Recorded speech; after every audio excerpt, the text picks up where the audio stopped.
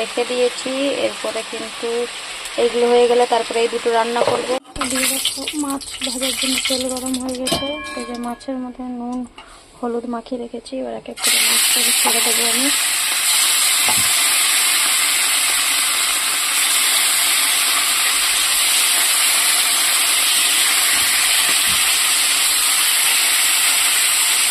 আমরা কিন্তু এই মাছটা 4 জনের জন্য রান্না হচ্ছে দুদিনে।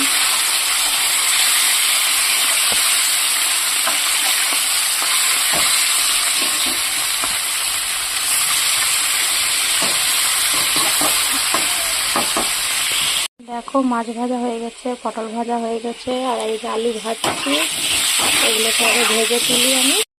মাছের জন্য দেখি আমার হয়ে গেছে, এর মধ্যে জিরে ফোড়ন দিচ্ছি। এরপর দেখো পেঁয়াজ বাটা রসুন বাটা একসঙ্গে দিয়ে দিচ্ছি আমি। এরপরে ভেজে নেব।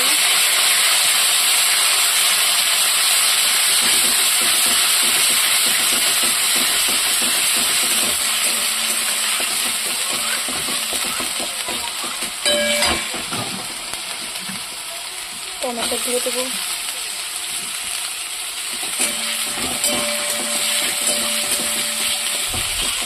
টমেটোটা ভেজে হয়েছে। এরপরে কিন্তু আমি একটা মশলা বানিয়ে রেখেছিলাম, জিরে ধনে আর হলুদ গুঁড়ো মশলাটা বানিয়ে রেখেছি আগের থেকে আমি।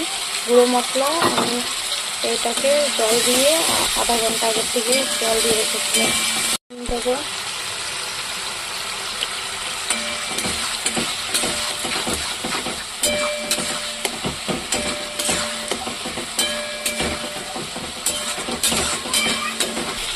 দেখো মশলার থেকে তেল ছেড়ে এসেছে,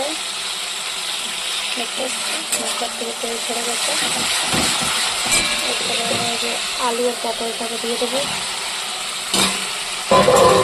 আলু পটলটাকে দিয়ে মিক্স করে নেবো।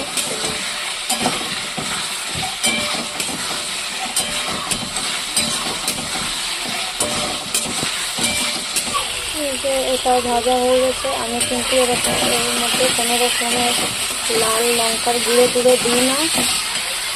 যা দিই এর মধ্যে এখন আমি কাঁচা লঙ্কা চিড়ে দিয়ে দেবো। আমি আজকে কাঁচা লঙ্কা বাটতে পারিনি।